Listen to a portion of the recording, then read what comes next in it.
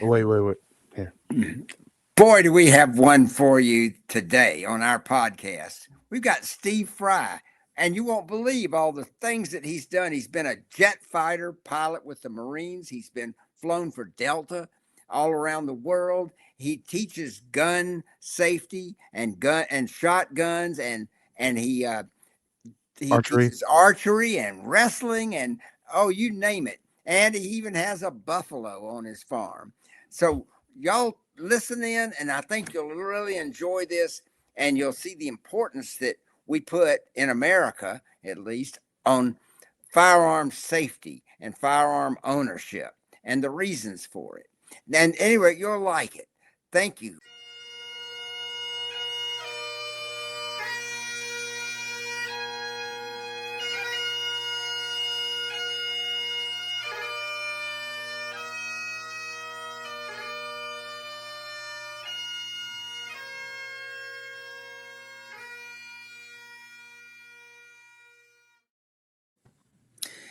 Hello, everybody. I used my train whistle the other night, but tonight, uh, welcome to Aids to Scouting.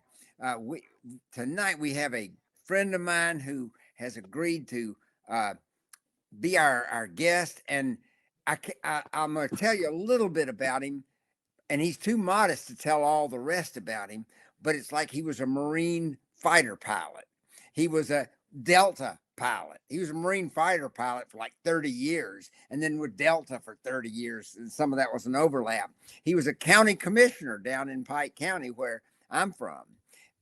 He is the mayor of Williamson, which is a small town in there. He was the very active in the Kiwanis Club and president of the Kiwanis Club. He was a county commissioner there. Did I already say that? Any rate, and he even at one time kept buffalo.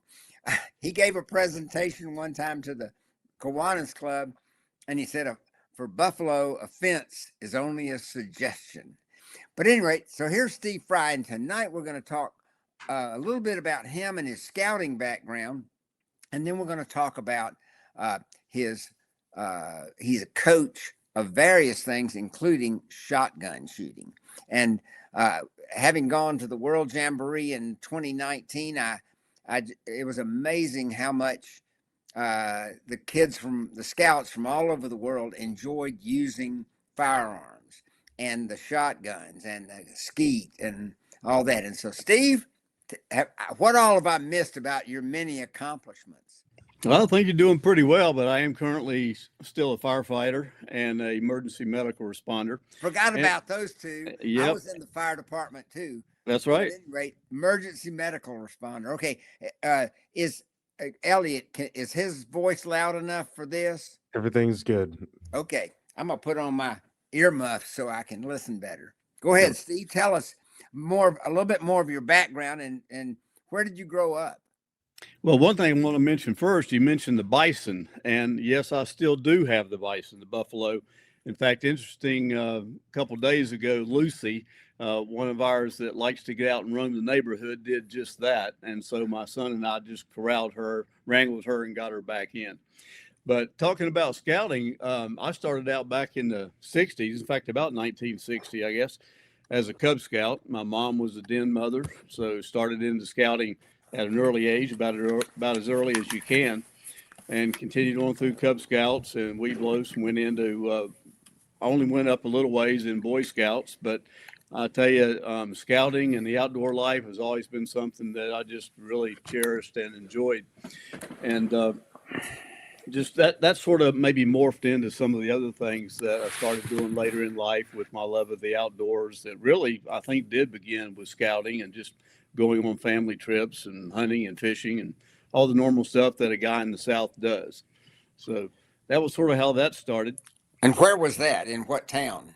That was actually in Charlotte, right outside of Charlotte, North Carolina. I was born in West Virginia. That's West by God, Virginia, for those people that know. And then grew up in Charlotte, or right outside of Charlotte. Charlotte grew around me. I was outside of the Charlotte area when we moved in, but Charlotte sort of engulfed where I lived. Oh yeah, when the World Jamboree in 2019 was up in West Virginia, Mhm. And so all the kids there were singing West Virginia theme song that the was Country written. roads take me Yeah, home. that's it. There you Country go. Road, Take Me Home. Um, all right, that's great. What got you into the Marines? Well, actually, during Vietnam, I was in Army JROTC in high school in Charlotte. And I was on the drill team and I shot on the rifle team there. And my uncle was in Vietnam at the time. So the military always had a special place in my heart. And I really enjoyed it and enjoyed the drill team commander things and all that I did in junior ROTC. In fact, so much that when I went to college, I continued on into Army ROTC in college. And again, this was during Vietnam winding down, and a lot of the Army guys were coming back, and they weren't well received, and for the most part, and at least in a lot of cases. And the Army morale was tipping just a bit. And then the Marine Corps recruiting team came on campus at my college up at Appalachian State University in beautiful Boone, North Carolina. They came on board the campus, and I looked at these guys in their dress blues and said, that's what the military is supposed to look like. You know, these guys still had the military bearing, and they were still very proud of what they were doing. And they pointed to a couple pictures on the wall, which are now antiquated aircraft. It was an A4 and an F4 poster up there. And they said, would you like to fly one of those? I said, I have never been on an airplane. I have never touched an airplane, never ridden on one. I That's have, amazing. yeah, I have no idea. They said, what's your major? I said, physics. They said, how's your eyesight? And I didn't wear these cheaters back then. And I said, it's very good. I have very good eyesight. And they said, well, you sound like somebody we may be interested in. We've got a test that'll take you about 4.5 hours. And if you can pass this test, we can guarantee you a spot in flight school. We can't guarantee that you'll get through it, but we can guarantee getting you there. And in addition, we will give you a leather flight jacket and a pair of Ray-Ban sunglasses, and we will give you some hours of private flying instruction. I went, okay. So I went and did that up at Tri-City Airport at Bristol, Kingsport, Johnson City, Tennessee, which wasn't a very far drive from Appalachian State.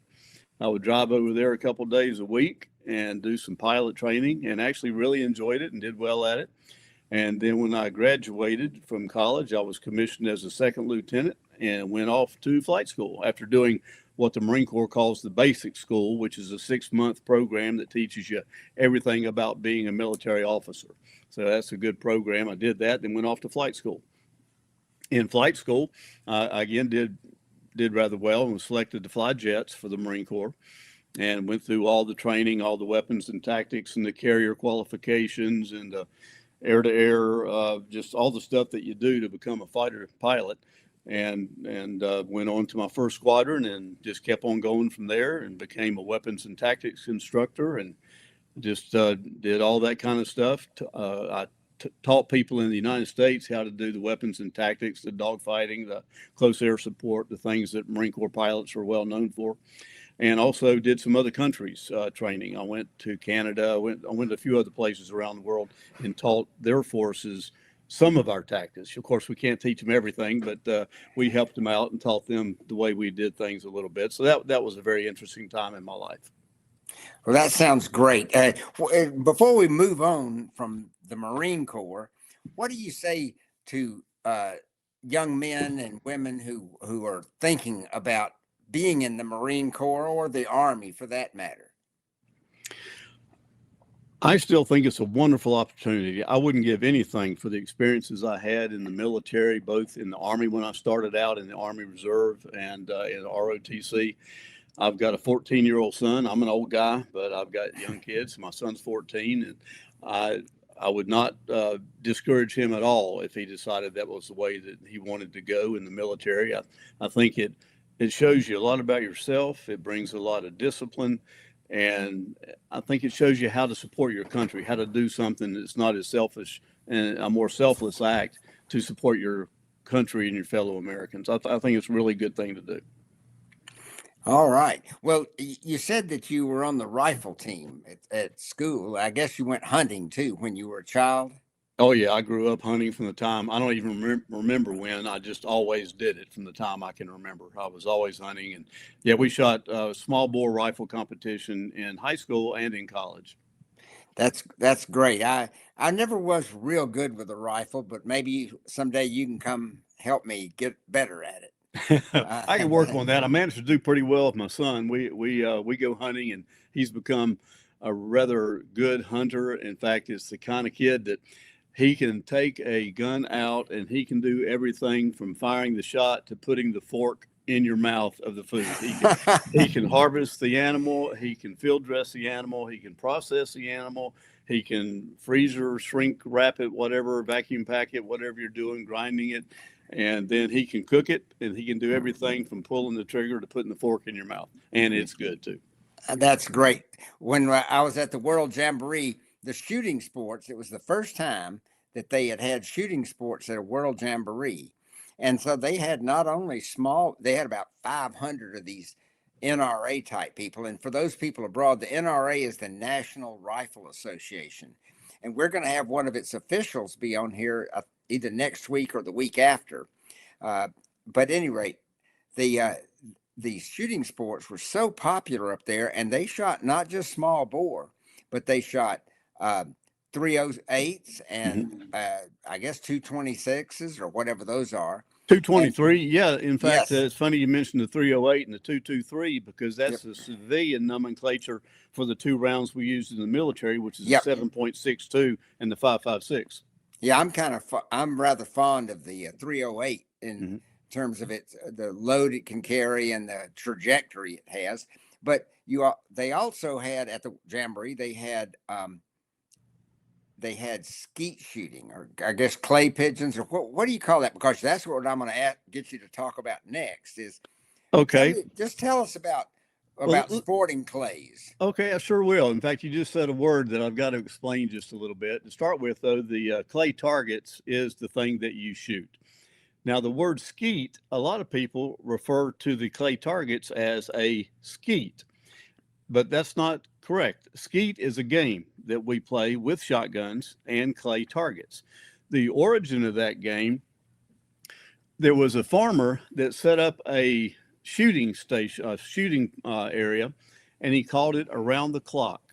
You had a clay target thrower that threw the clay, and you started like at 12 o'clock so that the clay was going straight away from you, and you moved around the clock through 1, 2, 3, 4, 5. When you got to 6, it was coming straight at you, and then you came on around 7, 8, 9, 10, 11, 12, and the game was called around the clock. Well, a neighboring farmer put up a chicken coop right in the wrong place. And he told that farmer he could not go all the way around the circle anymore.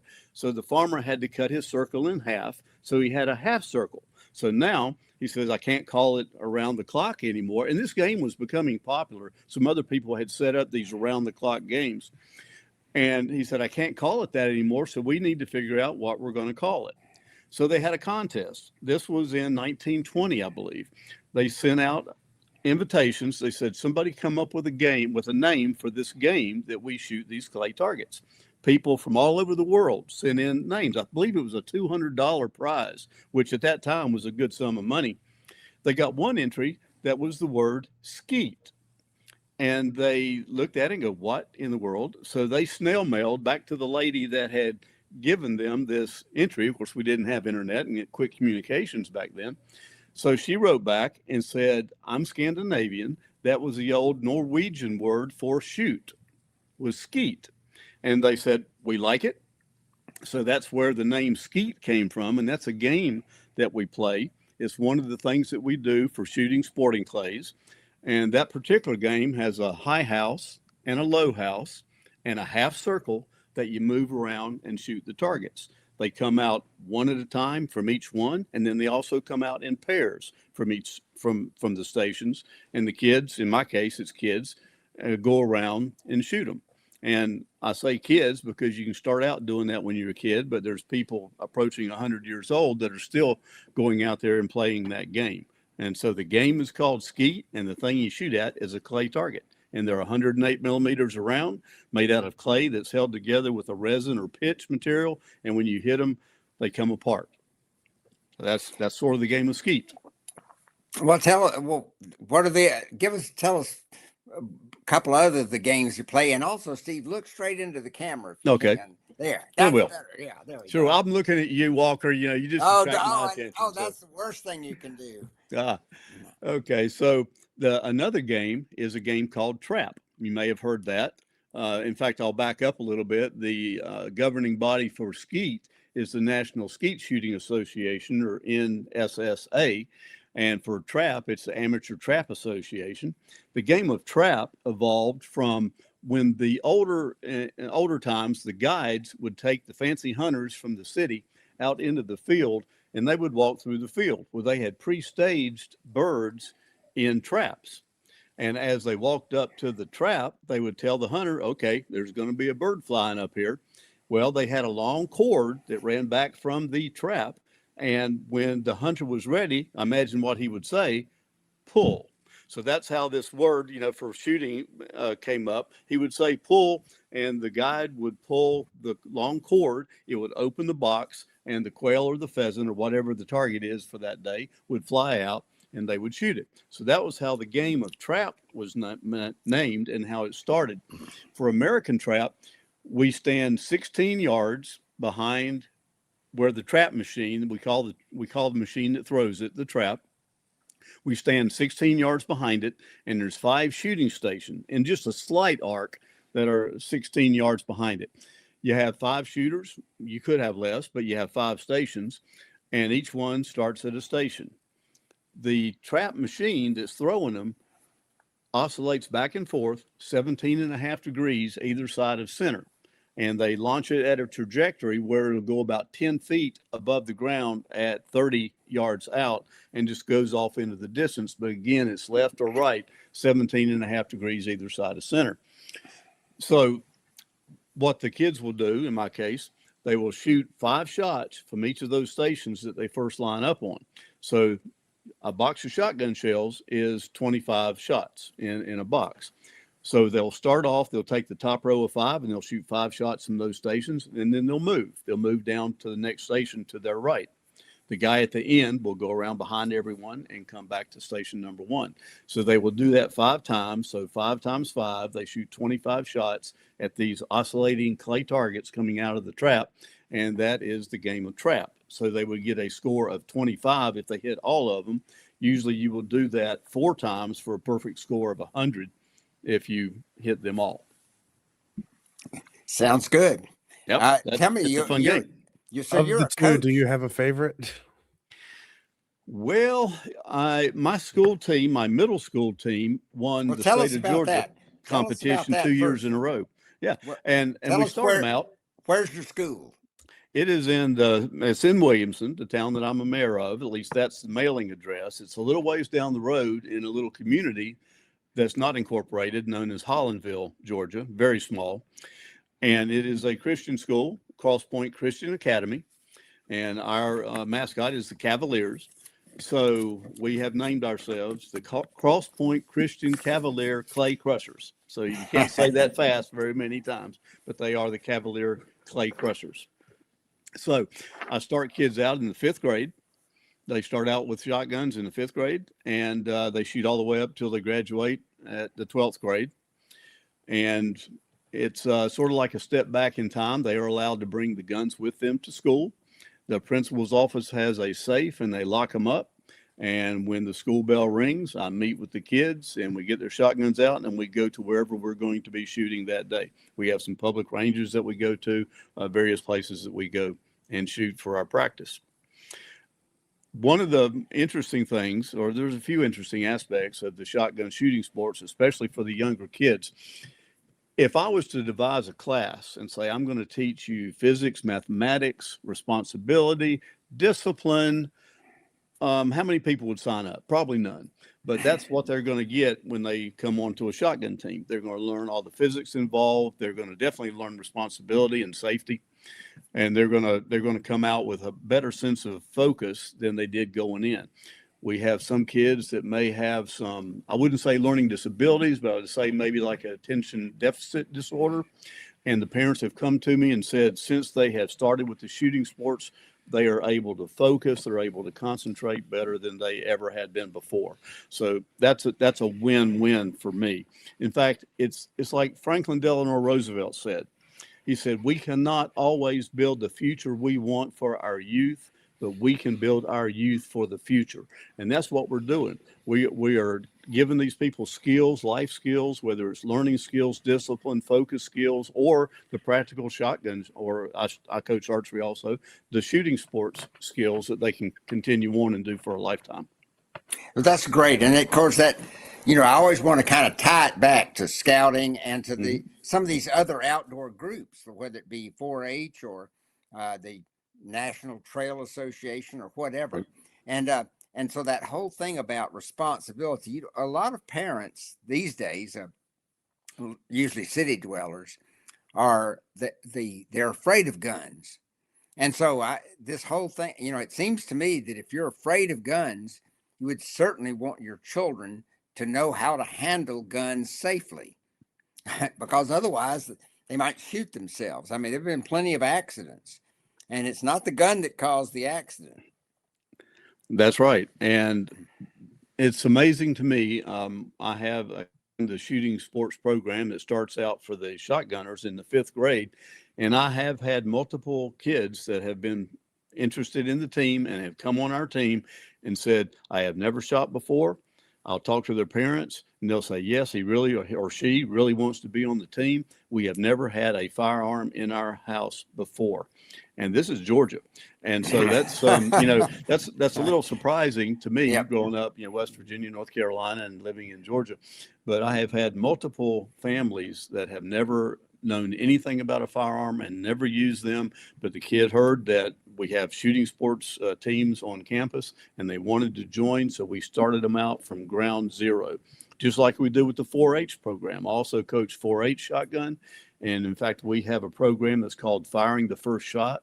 We can take someone that's never handled a firearm of any type in their life, and within 30 minutes, I can have them breaking the clay targets.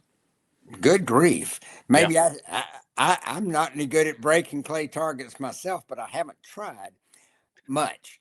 But well, we can even handle you, Walker. And what we do though, we might slant it just a little bit because we set them up for success and we give them easy targets and we show them how to shoot before they ever pull the trigger. We have them pointing with their fingers and saying bang. We have them pointing with unloaded shotguns and saying bang. And we have them all ready to go. So the first time they put a shell in there, their chances are pretty good at breaking one. And at least probably within the first 3 to 5 shots, they will be breaking clays. Yeah, I think the last time I shot at a quail, I was using a 410 and I actually hit it and knocked it down. Hey, wow, that's good with the 410. With the 410, just luck. A lot of the people that I hope a lot of the listeners and viewers of this podcast won't be Americans. And they might say, well, this must be a small sort of sport, kind of like, well, I don't know, but any rate. Yeah, so, it's the fastest growing sport in high schools in the United States, the shooting sports. In fact, the team that I have at my little Christian school with a total enrollment of approximately 200 students, I have 28 shooters. And when I started out with this team 6 years ago, when a former coach turned the team over to me, we had 5 shooters. The next year we had 10. The next year we had 18. The next year we had 21, and then we went to 28. So that's just in our small school, the way it's growing. And you have other organizations such as Ducks Unlimited, Whitetail Unlimited, Midway USA Foundation, a lot of different organizations. The NRA, as you mentioned, as you'll be talking to Mr. Barr here coming up later. And these organizations really are helping the shooting sports and the defense of our Second Amendment rights in the United States to further the heritage that we have naturally as the hunters and self-defense, just all the things that go along with Second Amendment rights and gun ownership in the United States. Well, a lot of people, I know folks in Europe and here too, that believe that the United States, that the Americans are just crazy because they allow guns and they have they allow semi-automatic guns and all that kind of stuff. And so um, I don't want to cause too much controversy, but I sort of want to assure people abroad that it's not the Wild West here. And in fact, it seems to me it's almost the opposite because people are armed. I think you're right, Walker. And in fact, this might surprise you. I had a lady, I won't mention her name, very, very nice lady. She is now in a high position at a university in New England. In fact, it's Brown University. And she's, I guess you could say, maybe anti-gun a little bit.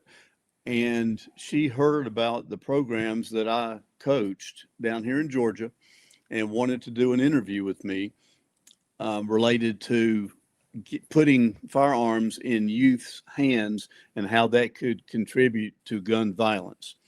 And I think by the time we had a couple series or a small series of some interviews, I think she came away thinking a little bit differently, because if you look at some of the inner city youth that didn't grow up around firearms, that's where a lot of your problems are. Some of the kids that grew up hunting, whether it's hunting or fishing and putting meat on the table, they saw what happened when you pull a trigger and they respected it. And it's not that we hate animals, it's that we like to eat. It's like some of the t-shirts you might see nowadays. Everyone likes to eat, but few will hunt. And unfortunately, that can run true, especially in urban areas where people will see their meat coming shrink wrapped in the grocery store, but don't think about where it comes from. But the side of self-defense also comes in very important. I have kids, like I mentioned, I have some young kids and a wife, family at home. And the thoughts of someone trying to come in and do them harm, I would really like to be able to do something to stand up for my family. There are some cities, I won't name any of them, because one of them is very close, like maybe where I'm sitting, that has an ordinance that was enacted saying that every homeowner in the city must own a firearm and ammunition, keep it securely locked, and have the training necessary to safely use that firearm, unless they have some sort of mental reservation or a conviction or something that would prohibit them from doing so. And there's a few cities in Georgia that have that.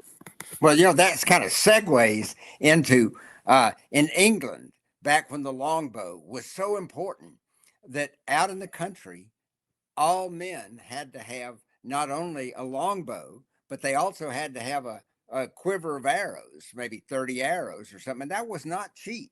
I mean, I guess some were so poor they couldn't, but that's how they were able to field armies of really excellent archers. And of course, we all know how, well, not we all, a lot of people don't know how important archery was to the English military efforts, like at Agen or whatever. But anyway, or Creasy. But you also teach archery, do you not? I do. I teach archery as well as the shotgun in both the school setting and 4-H. And for the archery in the school, I start them out in the 3rd grade. In fact, that's a very much growing sport. I have 23 archers right now. I just coached them yesterday. We practice on Tuesdays and Thursdays. And yesterday I had a practice with them. And to show you how much it's growing, I also had a class yesterday morning where I certified 5 new archery coaches for our school. And these are parents that wanted to learn more about it and then help their kids practice and also be able to help me when we go to tournaments. We do a lot of local tournaments. We shoot with 3 different archery organizations. One is GAPS, which is our Georgia Association of Private and Parochial Schools. The other is the NASP. We call it NASP. That's the National Archery in the Schools program. And then the next one is very interesting. It's called Center Shot Ministries. It's out of Michigan. It's Green Bay, actually, out of Green Bay, Michigan. And it is Christian-based archery. And for that one, you can shoot anywhere from 3rd grade up through adults. And it explains a lot of the use of archery and archery terms as related to Christianity. For a lot of people, they don't realize that a lot of the terms for that come together. Like the word sin means to miss. It means to miss the mark, or to mark, is to hit it. But sin means to miss. And it goes back to many civilizations that were either defended or conquered or founded with the use of bows and arrows. In the Bible, you'll see reference to a man that has a quiver full of arrows, speaking of his descendants or his sons. And it's very often referred to in the Bible, as well as earlier civilizations with archery. So when we shoot a couple different types of competitions. We shoot what's called a bullseye competition, which we shoot at 10 meters and 15 meters, usually indoors. I have an outdoor range for my kids at the school, but when we go to competitions, in some places they're in gymnasiums or indoor facilities. And we also shoot 3D archery, which are animal targets, three-dimensional animal targets. We have a stone sheep, a white-tailed deer, a pronghorn antelope, a black bear, a coyote, and a turkey, which are descending in size, so they get smaller. And they are set up from the biggest one, the ram, being at 15 meters, to the closest one, the turkey, being at 10. And they go out and they shoot competitions. Our next one is on the 24th of this month. And the kids and parents and all just thoroughly enjoy it. And one other quick thing, Walker, on this program that we use for NASP and GAPS and for center shot, we shoot a bow that's made by the Matthews Corporation called a Genesis. And that bow is unique. It's like a hybrid between a compound bow and a recurve. And all the kids, whether they are a small third grader or a 6'5" or 6, I think I've got one of my 12th graders, it's about 6'6". They all shoot the exact same bow with the exact same arrows, no sights. The only thing that changes is we can dial up the draw resistance, the weight of the draw on the bows for the people that can pull back a heavier bow. But everybody shoots the same with no sights, the same arrows, no releases, just bare bow, and they learn how to shoot. When you say no releases, you're talking about those little devices that they have where the finger release. That's correct. You can have a pressure release, a trigger release, or a thumb release. There's different types. For our compound bow shooters that we do for 4-H, they have the mechanical releases. It hooks onto the wrist, or they hold it in their hand and they pull back. And when they get to the sight picture or they get to the rearward pressure that they need, it'll either automatically release the arrow or they will pull a trigger and release the arrow. But for these that we use on the school team and the NASP, center shot, and GAPS, those are just purely done with your fingers. You use 3 fingers on the string, you pull it back, and you just release manually with your 3 fingers. Yeah. That's for some reason, I've always preferred, from an aesthetic point, the bow and arrow. When I was a child, we'd put targets in our backyard, but there was just something about it. Of course, I lived in Atlanta, so we couldn't go out there with a 22 and be firing away. Mm-hmm. But we shot a lot of arrows in the old days, and I taught my granddaughter how to shoot arrows. And when she was only like 4 or 5, and she learned very quickly. And it was there's just something about it that I think is almost a moral exercise when you shoot arrows. I think you're right. My daughter started when she was, I think it was 9 years old. She started in archery, and she did it all the way up till she graduated from high school last year. Mm-hmm. And she did it both 4-H with the compound bows and with our NASP center shot and GAPS leagues. Mm-hmm. And she was pretty good at it. And one of her 4-H presentations, they do what they call DPA, which they end up doing a presentation in front of people for score. And she did hers on the history of archery, since she was very familiar with it. And it went all the way back to a device called an atlatl. And it was a device, a wooden device with a little cup on the end where you held a projectile, an arrow, if you will, and you flung it basically towards your target using that. And then later on, people devised the bows to have more velocity and more accuracy shooting the arrows. But yeah, it's evolved with different civilizations over the years, and kids love it, and even adults. It's just something about going out with a stick and a string on it and shooting other sticks that people enjoy doing. Elliot, do you have any input here? You'd like to ask questions? Yes, I would. You're a coach for the sports side shooting of shotguns and archery. And you also are an avid hunter. Do you prefer to hunt with shotguns, rifles, or archery, or does it not matter? You just enjoy getting out there? Well, a little specialized for the birds. I don't do a lot of bird hunting, but when I do, obviously we use shotguns for birds, so I do that. I do occasionally go quail hunting, and there's some great locations here locally, and I've got some friends that do work dogs and coveys of quail, and that's just fun watching the dogs, watching the pointers or the setters work out on the field, and the dogs that are flushing the birds from the cover. There's a lot of satisfaction in that, and just going out in the field and walking and getting something that you can put dinner on the table. Yeah. Those, as you were saying, skeet or clay targets, Walker, they're gritty. There's no taste to them. You don't want to eat those. So the live birds, they do much better. But I say eating because that's really a lot of the reason why I hunt. My family loves wild game. If you were to give them a choice of anything, you talk to any of my kids or my wife, what would their favorite meal be? It would be either deer or elk.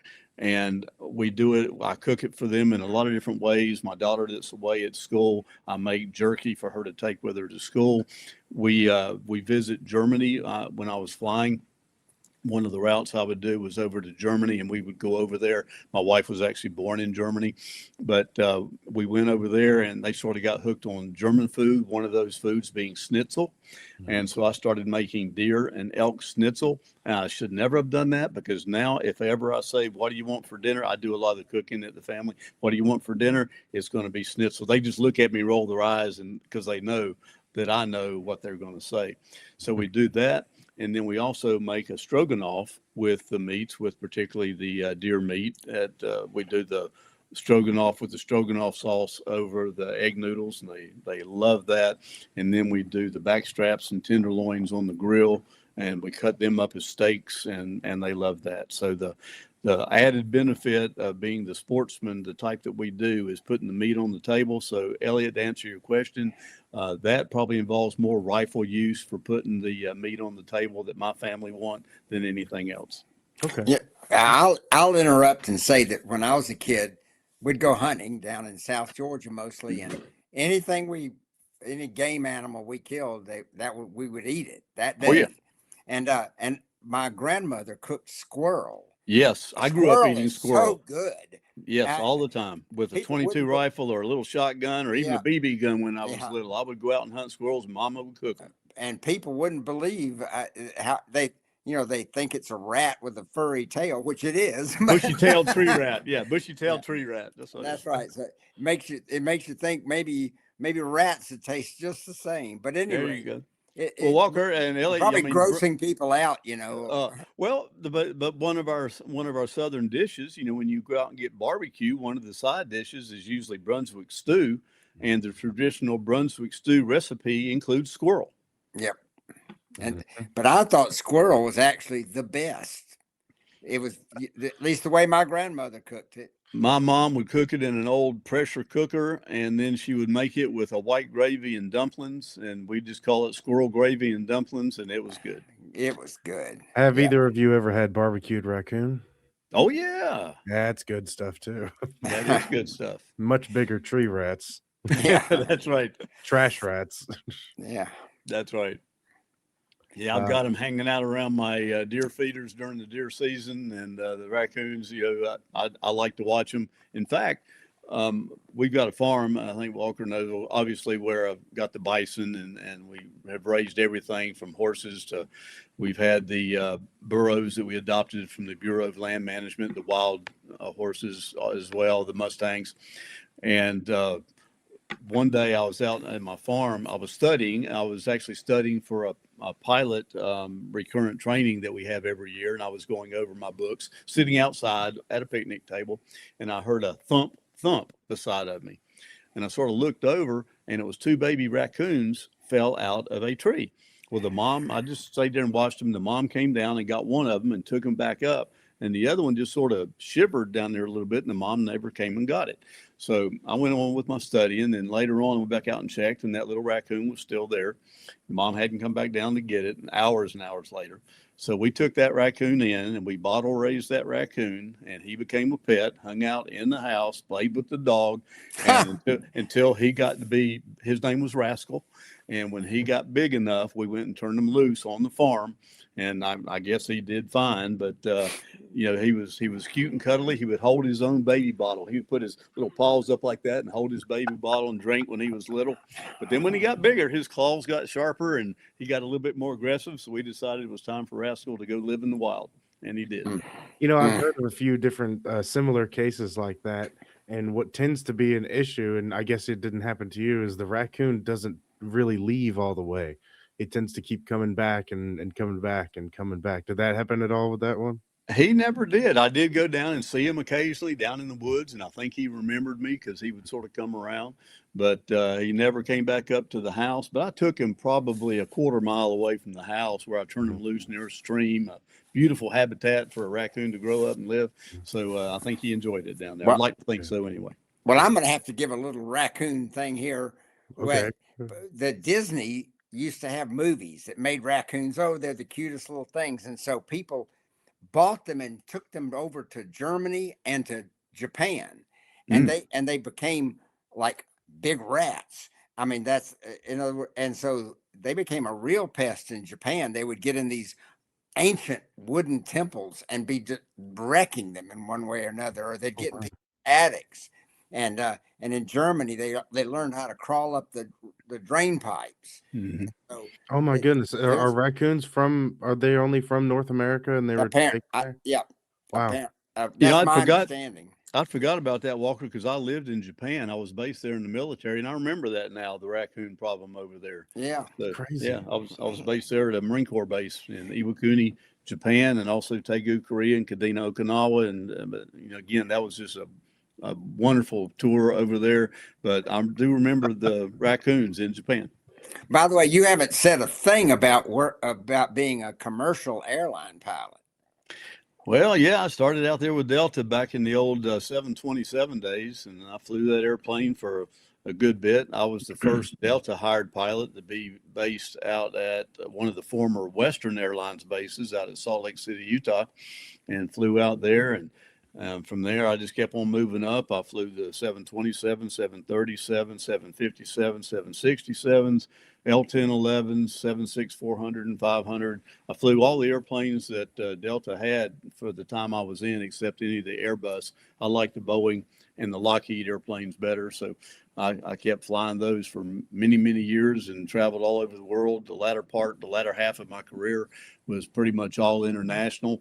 I flew to Moscow. I flew to Frankfurt, Munich, Paris, Rome, Madrid, just everywhere, all over Europe and deep South America, Buenos Aires, Santiago, Rio, let's see, Sao Paulo, Brazil, Rio de Janeiro, all the different places all over the world. Sounds like a great life. Can you speak any foreign languages? I can some. I speak a little Japanese and I speak some Spanish, enough that I can get around. Yeah. Wow. I speak only English. So far. So far. There you go. You know what I tell children, they say, I can't do, like I can't swim or I can't shoot an arrow. And you say, you end that sentence with the word yet. Yet. Oh, That's right. Because we all have to do that. Elliott, you don't. I've worked on that language. That's why I said I only speak English. I didn't say I can't do anything. That's right. That's right. Elliott's great with these computers. You just wouldn't believe it. He's great's a strong word, but I appreciate that. Yeah. And he's been our whole podcast thing could not exist without Elliott. There you go. And he's also come up for those that are listening. You don't have to go to YouTube, or you don't have to tune in live. You can get us on Spotify and Apple Podcasts, and where else, Elliott? X. Spotify, Apple Podcasts. It's on Twitter. It's we do go live on Facebook and Instagram, and every once in a while the videos are all available on Facebook. But either way, YouTube, Spotify, and any other podcast platform, Player FM, anywhere that hosts podcasts, we're there. Well, we want people to enjoy what we do, Steve, and we want them to get something out of it. But podcasts sort of go on for a while, an hour or something like that, so that gets a chance. Not every word spoken is worth hearing, but the message that you've given tonight is great. I think the one about just gun safety and how it's an important issue. And then also, I really appreciate your military background. You didn't say how great you were. You just said all the things you could do, and that you learned how to do. But it's amazing. None of us, Elliott and I, never get to fly a jet fighter. It must be I wish exciting. everybody could, because Yeah. it's really not like anything else. It's just a whole different world. And then when you branch it on out to carrier work, landing on and taking off from aircraft carriers, it's just something that you can't explain what it's like unless you have done it. But I was never one that lived to be just that. I did a lot of different things. I never was, that just wasn't all of me. It was something I did, but it wasn't just all that I was. I did a lot of different things, played golf. In fact, speaking of that, I coached golf, and I coached wrestling, and I coached football, and I coached baseball for the school as well. And I just like doing a lot of different things. Maybe I'm a jack of all trades, master of none, but I do enjoy trying to learn all of them. But, Elliott and Walker, you just mentioned something about learning about the gun safety. I do want to say that is something that we do emphasize, is the shooting sports safeties, and they are actually the safest sports in schools, or the shooting sports, because of the discipline, the safety regulations that are there. More people get hurt in almost any other sport. In fact, the number one sport for people getting hurt, a lot of people would think football, rugby, soccer, or whatever, but no, it's cheerleading. It's them doing their cheerleading stunts, their pyramids. And I should know, because I was a cheerleader in college, and I know that there's a lot of ways to get hurt doing cheerleading, and that does happen. But we go through a ritual, every day before we shoot.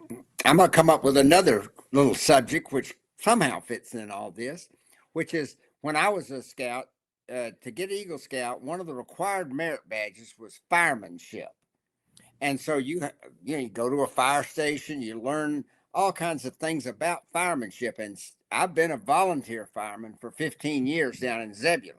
And Steve, weren't you the chief of all Pike County for a while? Well, I was county commission chairman, but I wasn't the chief of the fire department. Okay. I was just with my station. But yeah, I've done that. I started back in, I guess it's been about 27, 28 years that I've been a firefighter. I think every healthy person ought to be a firefighter at some point, a volunteer or even a professional, because there's just something about it that, going into a burning house, wearing your gear, and then trying to find the fire or trying to help or do whatever. It's a great practice. I'm surprised that they don't have lines out the door of volunteers, young men volunteering for that, because it's just great, I think. I agree with you, Walker. I think it is. And probably one of the reasons we don't have those lines is, even if you are a volunteer firefighter in a small community, you have to do all the same training, the hours of training that you would if you were a paid New York City or Atlanta firefighter. I went through the fire academy down in Forsyth, Georgia, and got certified that way. And then you have to do so many hours a year of training, document the training. And it can be sort of time consuming, even though, as you remember, Walker, even though it's a volunteer service for the most part in our area, it takes a lot of time. And talking about volunteers, 80% of the firefighters in the United States are volunteer. People think about all of the paid fire stations, the fire department in New York, the big cities. But when you go out and look, 80% of the firefighters in the entire United States are volunteer. I hear that more firefighters die on the job than police officers do. Oh yeah, on the job and after the job. That's one of Yep. the things as we see is people dying from complications because of inhalation of various gases and toxins that we breathe in, or the stressful conditions resulting in heart attacks or heart episodes later on in life. But yeah, it can be a tough profession, but it is rewarding. And it's not so much just going into the buildings. If you're a firefighter, you're going to respond to car wrecks, you're going to respond to chokes, strokes, cats up a tree, whatever it might be. You're going to respond to it and go do it. Last night or night before last, we had a large, heavy crane fall over on an individual in Pike County. That was at one of the places up on the Highway 19 you would be familiar with, Walker. Yep. But fell right down across the fella, severely injured, broke both hips and legs and backs, in just bad shape. I'm not sure if he made it or not on that one. But yeah, we have things all the time. We've had a few house fires this week in Pike County.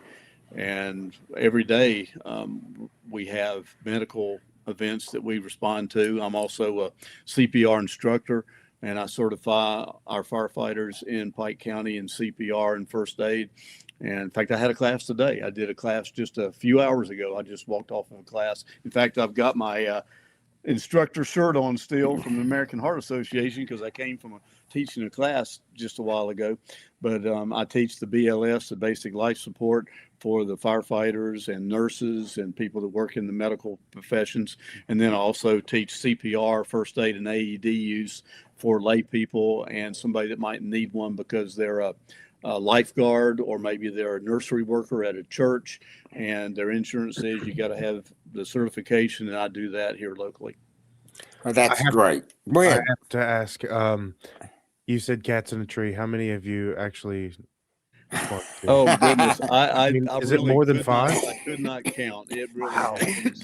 I haven't had as many lately. The fire department doesn't or tries to not get involved in that as much as we used to, but I seem to be the one. I am, in addition to being mayor of my town, I'm also designated as the animal control officer. So that does come into my bailiwick, that I do go and do those things, but it does happen. And I remember a couple times you get a cat that goes up a tree and the lady says he's been up there for 2 days and won't come down. I'll roll up in a fire truck, I'll grab out the fire hose, and she'll say, "What you gonna do?" I say, "I hit him with this hose, he'll come out of there." No. Oh, I thought you. So then I I thought end you- up getting a ladder. I thought you'd pull a shotgun out of the trunk of the car. That's Yeah. hilarious. I thought it was really just in the movies, but that's funny to know that it's far more often than you'd think. Dogs in culverts. We just had a horse stuck in Pike County about 3 weeks ago. I wasn't involved. I was out of town that day when it happened, but they had to rescue a horse that had gotten stuck. Gosh. We had a guy, Dave McLaughlin, was on one of our earlier podcasts, and he teaches wilderness first aid. Mm-hmm. Because the scouts and a lot of organizations that are going to take people outdoors, they need to have that kind of training. In fact, I'm going to probably sign up for it myself. And it was very useful to be reminded. In scouting, I consider the two most important things are first aid and life saving, because people can get themselves killed trying to save life and they don't know what they're going to do. And first aid is something that every child needs to learn. Absolutely. And keep studying all of his life. Because yes, sir. And you that never outdoor know enough. survival skills and that wilderness first aid is a wonderful thing to have. Yep. The NOLA, the National Outdoor Leadership Association or Academy, they teach the outdoor survival and the wilderness first aid. And I don't know, Walker, you may have heard of a place in Georgia, right outside of Amicalola, that's called the Hike In. You may have been there. No. It's right off of the Appalachian Trail. It's just south of Springer Mountain. But the only way to officially get to it, I say that because there is another way in the event of an emergency. But the only way to get to it is to hike to it. It's about 5.1 miles on some sort of up and down terrain. And again, it's called the hike in. You pack in whatever it is you're going to have, and you pack out everything that you took in. It's a very minimalistic experience up there, but you do have a little room that you can sleep in. A lot of people will use it if they're going to go hike on the Appalachian Trail. They'll go up there and take that opportunity to repack and get everything ready before they venture off on the trail, because when you leave the hike in, you have about a 1 mile approach trail to Springer Mountain, which is the southern terminus of the Appalachian Trail. So that's a neat place. And I went up there and taught wilderness survival. They have guest speakers on Saturday nights up there every so often, and they invited me up a few times to teach wilderness survival to the campers up there. So it's a great place. Well, the Scouts have a wilderness survival merit badge, and They do. When Baden Powell goes down to the scout camp and he's talking to the scouts, he says, "Look, scouting is very serious business disguised as a game, and if you don't believe that, think about your fellow scouts who are like out in the forests of the Ukraine this winter, and wilderness survival, first aid, marksmanship, cooking." Just even to cook outdoors takes some skill. And, I tell these kids, if you can't cook at home, don't expect to be able to cook out in the woods over a fire. Oh, I love cooking over a fire with either a tripod or just cooking wild, just out on a stick, on a spit.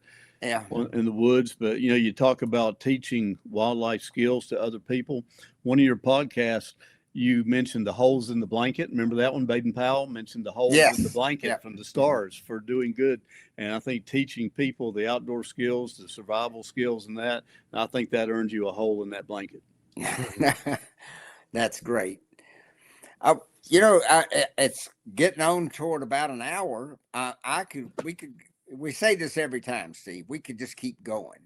I mean, there's so many subjects. Elliott, do you have some more points you'd like to raise or ask or whatever? I just wanted to confirm, because I'd like to let our viewership know about the GAPS program, the NASP, and the Center Shot Ministries.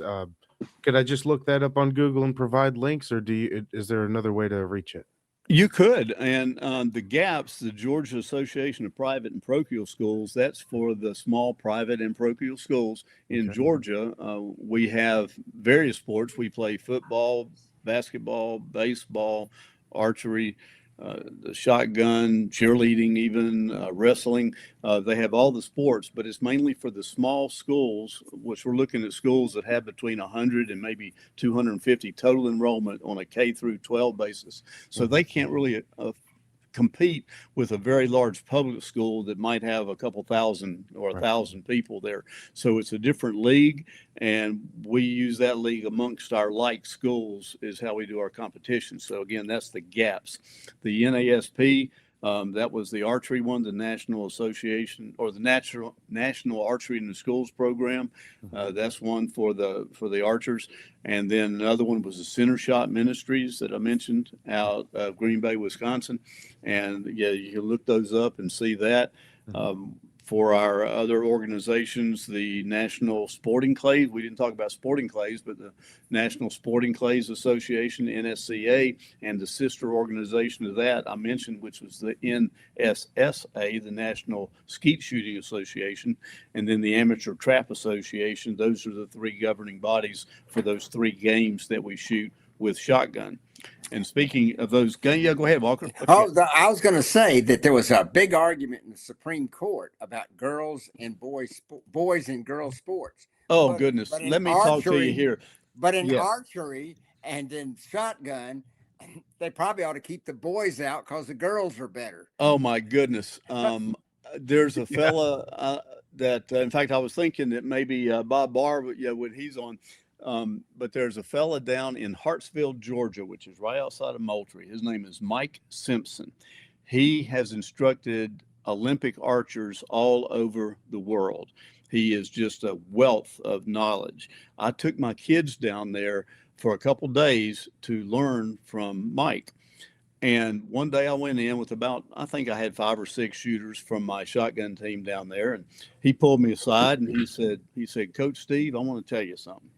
He said, I see thousands of kids come through here because I work kids up for the Junior Olympics program. He said, I'll see 1,000 boys, and there might be 1 in 1,000 that I think has the potential to go on to the Olympics. He says, I see the girls come in. He says, same thing. It'll be 1 in 500, or maybe 1 in 1,000 that has the potential to go on and be an Olympic shooter. He says, you've got a girl right there that's 1 in 1,000, and we need to work with her. And he went back in his gun safes. He pulled out a $65,000 shotgun and handed it to this 16-year-old girl and said, here, try this one, because she was shooting a semi-automatic. It wasn't a bad shotgun she had, but he said, we need to get you into a different type of shotgun. So she shot that gun, and the mom happened to be down there. She came down with us. And I said, that shotgun she's holding, that's $65,000. And she yelled out to her, don't drop it. But that young lady was shooting. And then he pulled me aside and he said, we've got to get her a different type of shotgun to see her complete potential. I said, okay. He says, what do you think the parents would say? I said, well, the mom's right here. Let's talk to her. And I told her what I had just told you, that Mike said she was 1 in 1,000, but we need to upgrade her shotgun and watch her go, basically. And the mom said, how much we talking about here, money? He said, a little over $6,000. She said, let me call her dad. So she called the dad on the phone. She turned back. She said, let's do it. So he ordered out of a company down in Florida that custom fits guns. And in 3 weeks' time, they went back down there and got fitted for the gun. That young lady won the Junior Olympic gold medal in international skeet that next year. Wow. So that was one of my students, and she graduated year before last. Wow. But it's good job, Coach. Hey, Yeah. but it's rewarding. I've had a couple get scholarships to different schools in Georgia for shotgun, and it's really rewarding to see them go off and do that, especially some that come in and haven't shot at all before. Wow, that's incredible. What a great story. Yes, it is. Yeah, that she got that Olympic gold medal, Junior Olympic gold medal. Wow, that sounds like an Olympic gold medal to me. That's it. That's it. Good enough for me.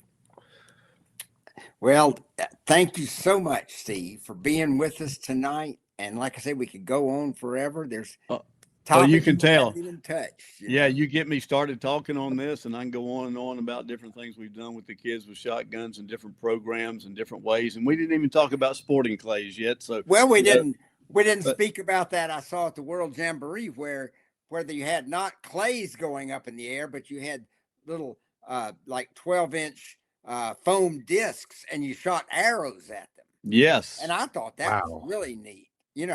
Because the arrows have a certain kind of fletching. The feathers on the back are called fletching. And they have a split fletching that makes the arrow spin and go up, but then drop straight down. Yeah, they're called a flu arrow. Yeah. Yeah. So when you shoot at these things, the arrow doesn't just go way back into the woods back there. It falls within a reasonable area if it does not stick in that target. But I thought that was a great way to shoot bow and arrows. And then you didn't mention about some of these skeet places.